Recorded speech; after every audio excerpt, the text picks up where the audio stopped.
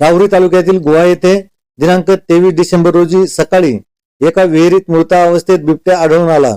या घटनेमुळे गुहा परिसरात भीतीचे वातावरण निर्माण झाले आहे।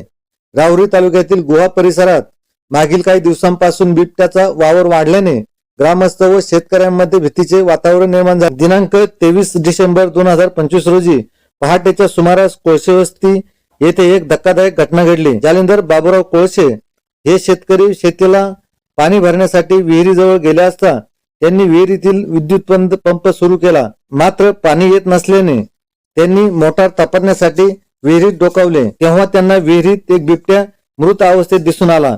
त्यांनी त्यांचा मुलगा नवनाथ कोळशे यांना घटनास्थळी बोलून तातडीने वन विभागाशी संपर्क साधला। माहिती मिळताच राहुरीचे वनक्षेत्रपाल ज्ञानेश्वर साळुंके यांच्या मार्गदर्शनाखाली वनपाल संदीप कोळके, वनमजूर बाळासाहेब दिवे, वाहन चालक ताराचंद गायकवाड, वन्य जीवमित्र अनिल जाधव हे घटनास्थळी दाखल झाले। स्थानिक रहिवासी व तरुणांच्या सहकार्याने मोठ्या प्रयत्नाने बिबट्याला विहिरीतून बाहेर काढण्यात आले।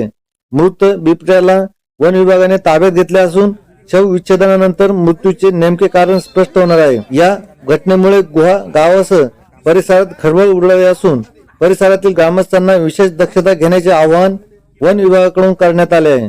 प्रतिनिधी RR जाधव, राहुरी।